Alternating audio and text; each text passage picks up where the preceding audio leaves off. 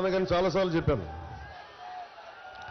వంగవీటి రంగా గారి ఆయన పేరు ప్రస్తావించకుండా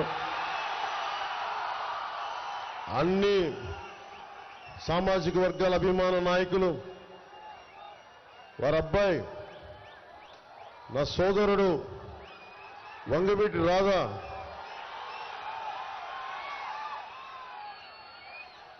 ఏమో ఈ మధ్యన పాలిటిక్స్ మీద కన్నెర చేశాడు, ఈ మధ్యన అలిగాడు, ఈ మధ్యన పాలిటిక్స్ మీద రాజకీయాల మీద అలిగిన వ్యక్తిని ఫస్ట్ టైం నేను ఈయన చూస్తా ఉన్నా.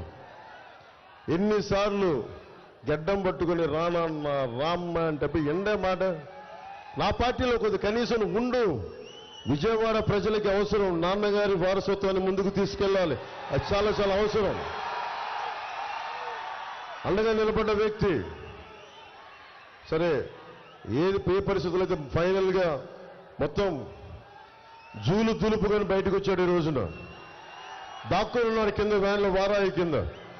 లాభం లేదు, నువ్వు బయటికి రావాల్సిందే, నువ్వు విజయవాడ ప్రజలకి నీ ముఖ వచ్చేసి చూపించాల్సిందంటే బయటికి పట్టుకుని లాక్కొచ్చాం. వారికి సోదరుడు వంగవీటి రాధా గారికి నా హృదయపూర్వక నమస్కారాలు. వ్యక్తులు చాలా అవసరం మనకి, బలమైన నాయకుల సమూహం అవసరం. విజయవాడ వెస్ట్కి చెప్తా, విజయవాడ నేను పార్టీ పోటీ చేస్తున్నాను, మనం కూటమి ఉందనగానే జలీల్ ఖాన్ గారు వచ్చారు ఫస్ట్ మన ఎమ్మెల్యే. జలీల్ ఖాన్ గారికి నేను తెలియకపోవచ్చు, కానీ చిన్నప్పుడు నాకు జలీల్ ఖాన్ గారు తెలుసు చిన్నప్పటి నుంచి. ఇక్కడ మాచవరంలో మా పెద్దమ్మలు ఉండేవాళ్ళు, మరి ఇప్పుడు దర్శకుడిగా ఉన్నాడు మెహర్ రమేష్. మేమందరం ఇక్కడ మాచవరంలో నేను వచ్చేవాడిని, ఎప్పుడు సమ్మర్ హాలిడేస్కి వచ్చేవాడిని, వేసవి సెలవులకి వచ్చినప్పుడు చాలా నాకు అద్భుతంగా ఉండేది. అలాంటి కొండల్లో మాచవరం కూడా అలాంటి కొండలు కూడా అక్కడికి వెళ్ళేవాడిని. అలాంటి సమయంలో మా పెద్దమ్మ అల్లుడు ముఖ్యంగా మాకు జలీల్ ఖాన్ గారి దగ్గర పనిచేసేవారు. ఆయనకి వ్యాపారంలో కొంత భాగస్వామ్యం పనిచేసేవారు ఆయనతోటి. అలా నాకు జలీల్ ఖాన్ గురించి ఎప్పుడు వినేవాడిని.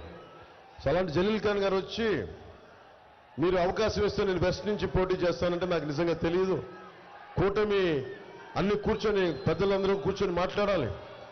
అలాంటిది జలీల్ ఖాన్ గారికి మనసు ఇప్పి నేను జనసేనలోకి వస్తానంటే మనస్ఫూర్తిగా రోజున ఒకటే చెప్పాను, జనసేనగా మీరు టీడీపీలో ఉన్న జనసేనలో ఉన్న మనందరం అన్ని పార్టీల ఐక్యతతో పనిచేస్తున్నాం.